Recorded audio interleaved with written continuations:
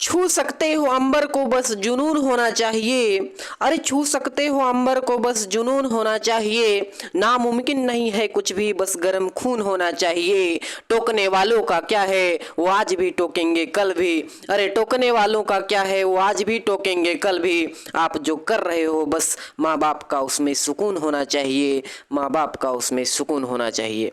नमस्कार, मैं Vicky Ranjan success area के इस खास कार्यक्रम में आपका बहुत बहुत स्वागत करता हूं। दोस्तों, पिछले लेक्चर में हम लोगों ने जाना था पृथ्वी की उत्पत्ति के बारे में। उसके जो प्रारंभिक सिद्धांत थे उनके बारे में हम लोगों ने चर्चा की थी। आज हम लोग पृथ्वी की उत्पत्ति के जो आधुनिक सिद्धांत हैं उसकी चर्चा करेंगे। इस आधुनिक सिद्धांत को बिग बैंग थ्योरी के नाम से जाना जाता है, जो सर्वाधिक प्रचलित है। Big bang theory. दोस्तों, ये जो बिग बैंग थ्योरी है वह किसके द्वारा दिया गया? जॉर्ज लेमेंतेयर के द्वारा दिया गया था। और जॉर्ज लेमेंतेयर ने इस बिग बैंग में बताया कि पृथ्वी की उत्पत्ति जो है वह आज से 13.7 अरब साल पहले हुई थी। दोस्तों, जी हाँ, आप सही सुन रहे हैं कि पृथ्वी की उत्पत्ति लगभग 13.7 अरब वर्ष पहले हुई थी। देखिए, ये जो बिग बैंग थ्योरी है जॉर्ज लेमेंतेयर के द्वारा दिया हो, उसमें इन्होंने बताने का क्या प्रयास किया है उसको हम लोग देखते हैं। ये कहते हैं कि आधुनिक समय में ब्रह्मांड की उत्पत्ति संबंधित सर्वमान्य सिद्धांत जो है वह बिग बैंग सिद्धांत है। और इसे विस्तारित ब्रह्मांड परिकल्पना भी कहा जाता है।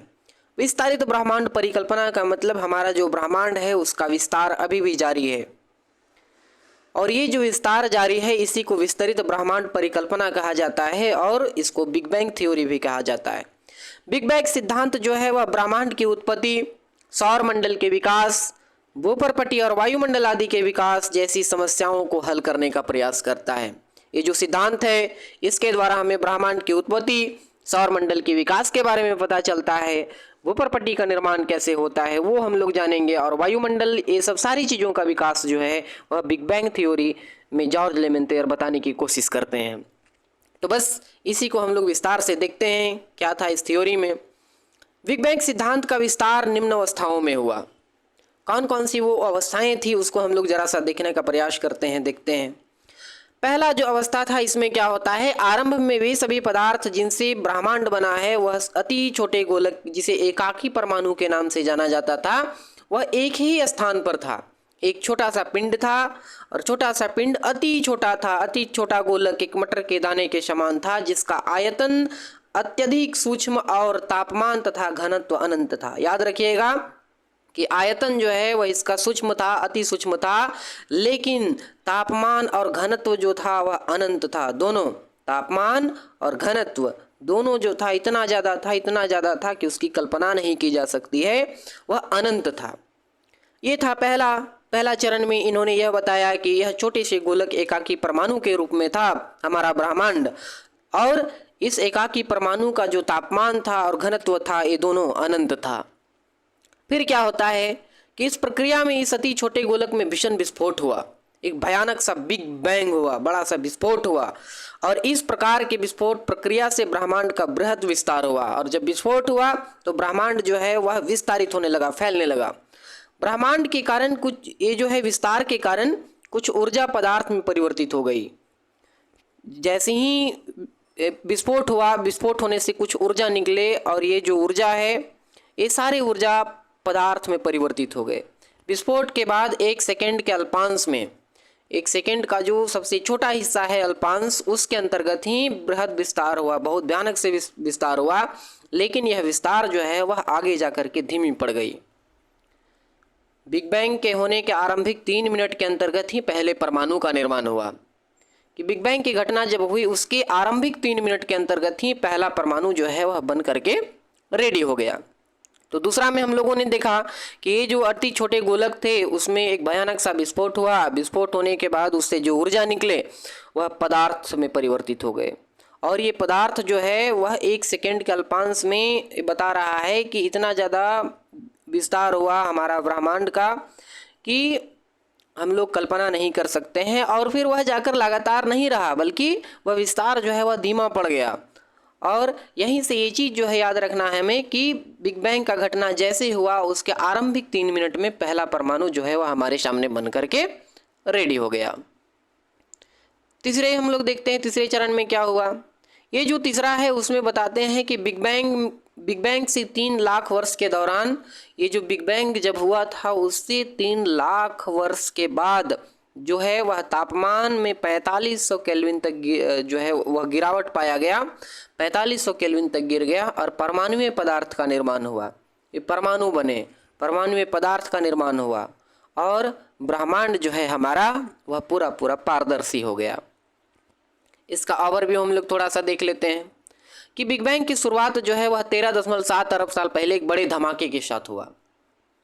ये जो है बहुत ज़्यादा इंपॉर्टेंट है ओवरव्यू, इसको आप लोग याद रखिएगा कि बिग बैंग की शुरुआत जो है वह लगभग कब हुई थी, तो 13.7 अरब साल पहले एक बहुत बड़े धमाके के साथ हुई थी और महाविस्फोट की घटना के 3 मिनट के अंदर ही पहले परमाणु का निर्माण हुआ। जो प्रारंभिक 3 मिनट था उसी प्रारंभिक 3 मिनट में पहला परमाणु जो है वह हमारे सामने बन करके रेडी हो गया।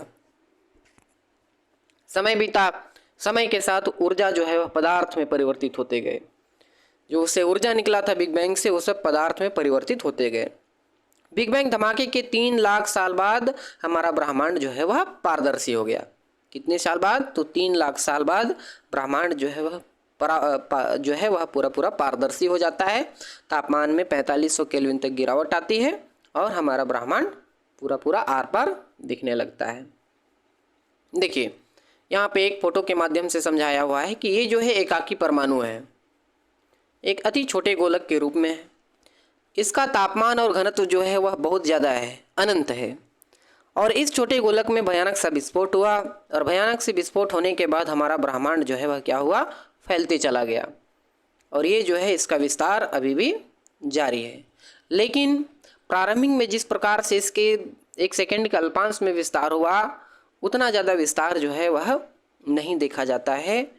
उसके बाद जो विस्तार की गति थी वह धीमी पड़ गई और ये जो यहाँ पे देख रहे हैं आप, ये जो फोटो के माध्यम से दिखाया जा रहा है कि फर्स्ट में ये जो है इतना छोटा, फिर विस्तार होकर के इतना बड़ा हुआ, फिर और जो है फैलते जा रहा है।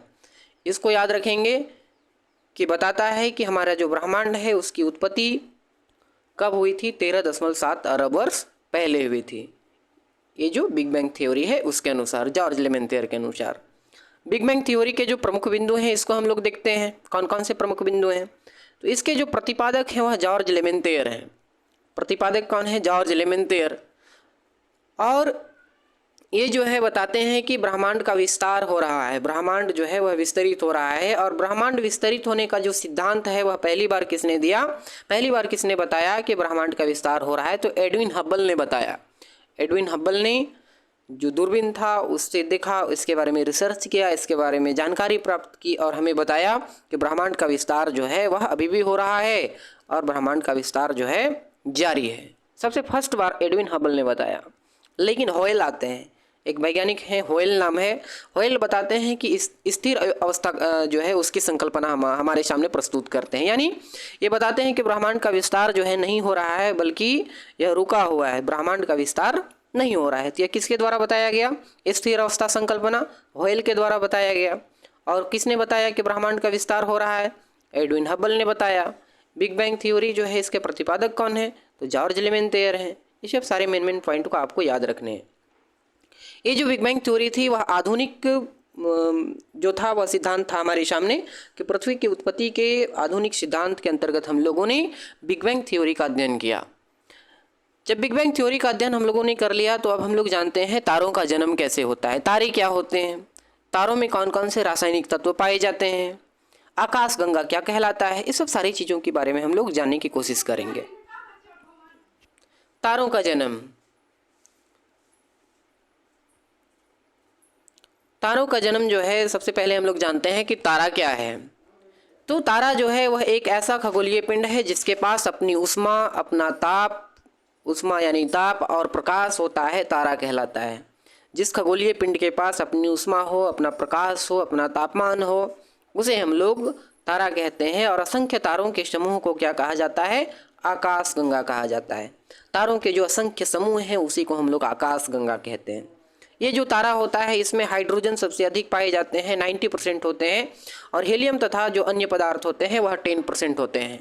और ये दोनों चीज़ें जो है वो दोनों रासायनिक संगठन मिलकर तारों का निर्माण होता है, हाइड्रोजन और हीलियम तथा अन्य जो पदार्थ होते हैं वो सब।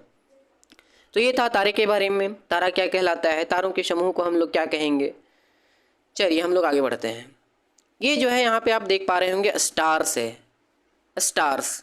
बहुत सारे तारे जो है वह हमारे सामने दिखाई दे रहे हैं, चमचमाते जो रात में हमें दिखाई देते हैं वो सब स्टार्स हैं।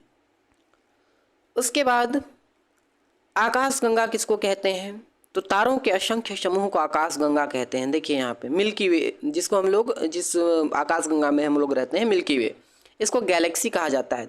इसमें असंख्य तारे हैं, तो ये जो है आकाशगंगा कहलाता है। तारों के असंख्य समूह को आकाशगंगा कहते हैं। तो फिर ये तारामंडल क्या है, तारामंडल का मतलब होता है कि कुछ तारे मिल करके जब विशेष प्रकार की आकृति का निर्माण करते हैं तो उसको हम लोग तारामंडल कहते हैं। यहाँ पे देखिए ये जो है सप्तऋषि तारामंडल हमारे सामने है। 7 तारे जो है वह मिल करके एक आकृति का निर्माण करते हैं और ये आकृति जो है वह एक स्पून के जैसा दिखाई देता है, इसको हम लोग तारामंडल कहते हैं। वैसे हमारे बहुत सारे तारामंडल हैं। तो हम अगर कोई पूछेगा कि तारामंडल क्या होता है तो सीधा सा जवाब देना है कि जब कुछ तारे मिलकर के या फिर तारों का समूह मिलकर के एक विशेष प्रकार की आकृति का निर्माण करता है तो उसे हम लोग तारामंडल कहते हैं। दोस्तों यहाँ पे तारामंडल हो जाएगा। चलिए उसके बाद हम लोग कहाँ पे रहते हैं, तो हम लोग जिस आकाशगंगा में रहते हैं उसका नाम है मिल्की वे। मिल्की वे गैलेक्सी में हम लोग रहते हैं और मिल्की वे गैलेक्सी में यहीं पे हम लोग हैं। यू आर हेयर, हम लोग यहाँ पे हैं, यानी हमारी जो पृथ्वी है वह इसी आकाशगंगा में है। कौन सी आकाशगंगा में, हमारे सौरमंडल है, हमारी पृथ्वी है, तो मिल्की वे आकाशगंगा में। किसमें, मिल्की वे में। तो आशा है कि ये समझ में आया होगा, स्टार, तारामंडल, आकाशगंगा और हमारी जो गैलेक्सी है मिल्की वे उसके बारे में। अब हम लोग जानते हैं कि तारों का जीवन चक्र क्या होता है, तारे कैसे जन्म लेते हैं, तारों की मृत्यु कैसे होती है। तो सबसे पहले हम लोग तारों के जन्म के बारे में जानते हैं।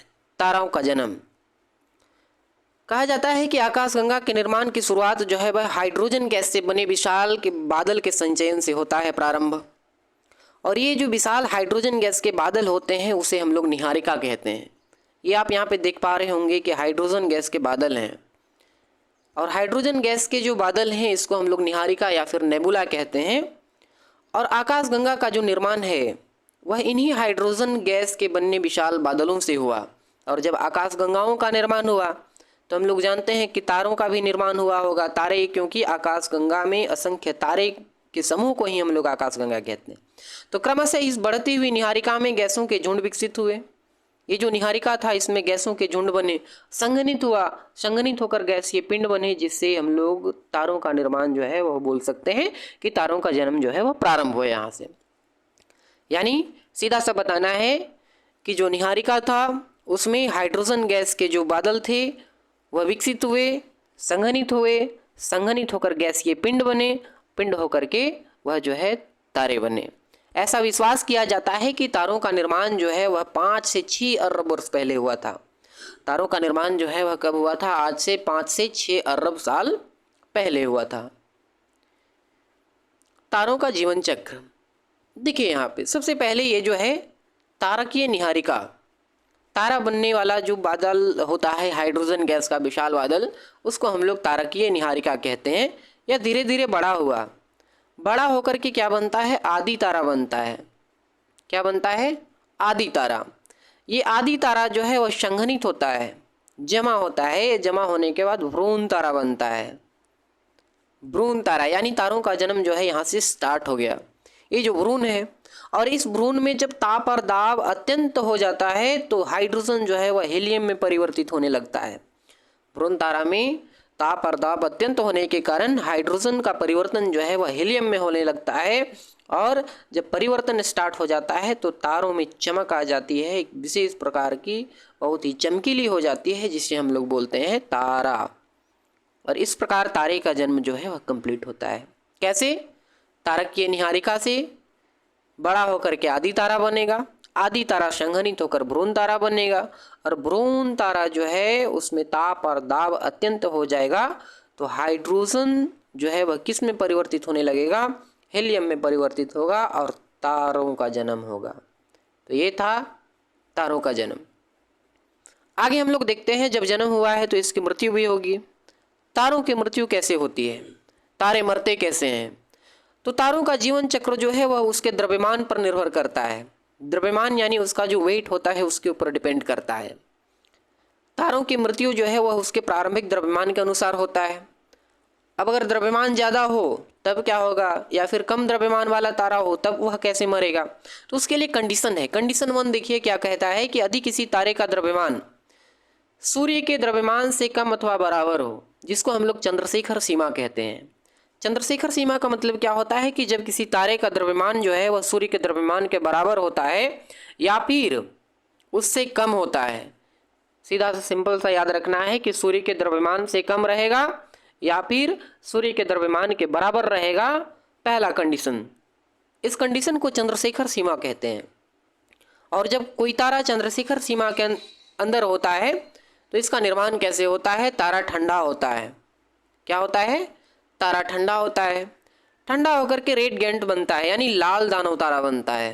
तारा ठंडा हुआ, लाल दानव बनेगा। लाल दाना जो दानव है उससे क्या बनेगा? जो ग्रहीय निहारिका है उसका निर्माण होगा। ग्रहीय निहारिका बना, और ग्रहीय निहारिका अंततः श्वेत बौना व्हाइट ड्रॉप्ड तारा बन जाता है। इस प्रकार तारे की मृत्यु जो है वह कंडीशन 1 वाले में हुई। यानी किसमें? जिस तारे का द्रव्यमान सूर्य के द्रव्यमान के बराबर हो या फिर उससे कम हो, तो उसमें तारा ठंडा होगा। ठंडा होकर लाल दानव तारा बनेगा। लाल दानव से ग्रहीय निहारिका बनेगा, और ग्रहीय निहारिका से श्वेत बौना तारा बन जाएगा, और उसका जो अस्तित्व है वह धीरे धीरे करके समाप्त हो जाएगा। तो ये था कंडीशन 1। कंडीशन 2 क्या है हमारे सामने? पहला कंडीशन हुआ कि सूर्य के द्रव्यमान के बराबर हुआ या फिर कम हुआ। अब ज़्यादा वाला होगा कि सूर्य के द्रव्यमान से अगर कोई तारा जो है वह कई गुना अधिक बड़ा हो या फिर अधिक हो। सूर्य का जो द्रव्यमान है उससे अधिक होना चाहिए या फिर उससे कई गुना अधिक होना चाहिए किसी भी तारे का द्रव्यमान। तो उसका मृत्यु कैसे होता है? तारा ठंडा होता है। ठंडा होकर के लाल महादानव तारा बनता है। इसके बाद इसमें एक सुपरनोवा विस्फोट होता है, एक भयानक सा विस्फोट होता है जिसको हम लोग सुपरनोवा विस्फोट कहते हैं। और सुपरनोवा विस्फोट के कारण ये जो है ब्लैक होल में समाहित हो जाता है, जिसको न्यूट्रॉन तारा कहते हैं। ब्लैक होल और न्यूट्रॉन स्टार जो है उसका जन्म होता है, न्यूट्रॉन तारा बन जाता है। धीरे धीरे ब्लैक होल में वह जो है वह समाहित हो जाता है, और समाहित होने के बाद उस तारे का अस्तित्व जो है वह खत्म हो जाता है।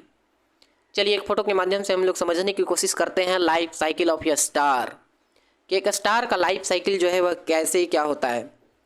तो स्टेलर नेबुला, ये जो गैसीय बादल थे, इससे क्या होता है?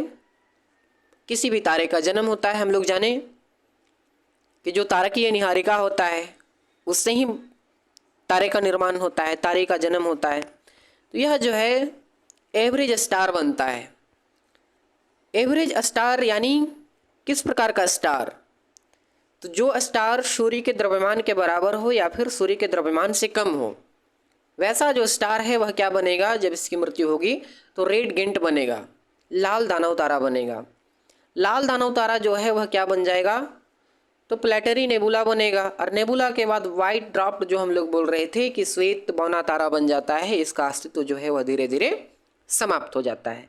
लेकिन अगर कोई मैसिव स्टार है, मैसिव स्टार का मतलब कि सूर्य के द्रव्यमान से अधिक है या फिर कई गुना अधिक है, तो उसको हम लोग, उसका जो लाइफ साइकिल है वह कैसे उसकी मृत्यु होती है? तो रेड सुपरगिंट बनता है, यानी लाल महादानव तारा बनता है। और इस महादानव तारा में एक सुपरनोवा विस्फोट होता है, एक भयानक सा विस्फोट होता है। भयानक सा विस्फोट होने के बाद न्यूट्रॉन स्टार बनता है और ब्लैक होल में वह जो है वह समाहित हो जाता है, जिस प्रकार वो जो तारा है उसका अस्तित्व हमेशा के लिए समाप्त हो जाता है। तो ये था तारों के जन्म के बारे में और तारों की मृत्यु के बारे में। अब हम लोग थोड़ा सा जानने की कोशिश करते हैं प्रकाश वर्ष, कि ये जो लाइट ईयर होता है वह क्या होता है। लाइट ईयर हम लोग किसको कहते हैं? तो लाइट ईयर प्रकाश वर्ष जिसको कहा जाता है, वह अगर आप सुने होंगे, देखने में अगर बोलने में ऐसा लग रहा है कि प्रकाश वर्ष यानी कोई समय उमय का मापक होगा, लेकिन यह समय का नहीं मापक है बल्कि दूरी का मापक है। प्रकाश वर्ष से बहुत ज़्यादा क्वेश्चन पूछा जाता है कि प्रकाश वर्ष किसका मापक है, समय का या दूरी का। तो बहुत सारे लोग कंफ्यूज हो जाते हैं कि अरे वर्ष लिखा हुआ है तो यह समय का ही होगा, लेकिन नहीं, यह जो है लाइट ईयर वह समय का नहीं बल्कि दूरी का मापक होता है, दूरी का मात्रक होता है। दूरी की सबसे बड़ी इकाई जो होती है वह 1 पारसेक होती है और इस 1 पारसेक में 3.6 प्रकाश वर्ष होता है, यानी 3.6 प्रकाश वर्ष को अगर हम लोग मिलाएंगे तो 1 पारसेक बनेगा और यह पारसेक जो है वह दूरी की सबसे बड़ी इकाई कही जाती है। प्रकाश की गति कितनी है निर्वात में? तो प्रकाश की गति 3 लाख किलोमीटर प्रति सेकेंड है या फिर 3 × 10⁸ मीटर प्रति सेकेंड। तो फिर इस प्रकार 1 प्रकाश वर्ष में कितने किलोमीटर हो जाएंगे? तो 1 प्रकाश वर्ष में हम लोग 1 ईयर में कितना ट्रैवल करेगा वो लाइट जो है 1 सेकेंड में जब इतना किलोमीटर कर रहा है, 3 लाख किलोमीटर कर रहा है, तो 1 घंटा में कितना करेगा, 1 साल में कितना करेगा, 1 साल के बाद वह जो है जितना किलोमीटर दूरी तय करेगा उसी को हम लोग 1 प्रकाश वर्ष कहेंगे। और 1 प्रकाश वर्ष का जो होता है दूरी वह होता है 9.461 9.461 × 10⁻12 किलोमीटर, 9.461 × 10⁻12 किलोमीटर। और ये जो सूर्य है इसकी दूरी पूछी जाती है कभी कभी कि पृथ्वी और सूर्य की जो औसत दूरी है वह कितनी है। तो पृथ्वी और सूर्य की जो औसत दूरी है वह 14,95,98,000 किलोमीटर है। 14,95,98,000 किलोमीटर, याद रखिएगा 14,95,98,000 किलोमीटर, यानी 8.311 प्रकाश वर्ष, लाइट ईयर, 8.311 लाइट ईयर्स। तो दोस्तों आज हम लोगों ने लाइट ईयर तक कंप्लीट की। अगले लेक्चर में हम लोग ग्रहों का निर्माण के बारे में जानेंगे कि ग्रहों का निर्माण जो है वह कैसे होता है। अभी हम लोगों ने देखा था तारों का निर्माण कैसे होता है, तारे कैसे जन्म लेते हैं, तारे कैसे मरते हैं। उसके बाद हम लोग जो पृथ्वी की उत्पत्ति या फिर ग्रहों के उत्पत्ति के जो आधुनिक सिद्धांत थे इसके बारे में हम लोगों ने जाना था। आधुनिक सिद्धांत कौन थे? तो बिग बैंग थ्योरी जो जॉर्ज लेमेंथियर के द्वारा दिया हुआ था। तो ये सब सारी चीज़ें थी। फिर मिलते हैं एक नए वीडियो के साथ, तब तक के लिए नमस्कार।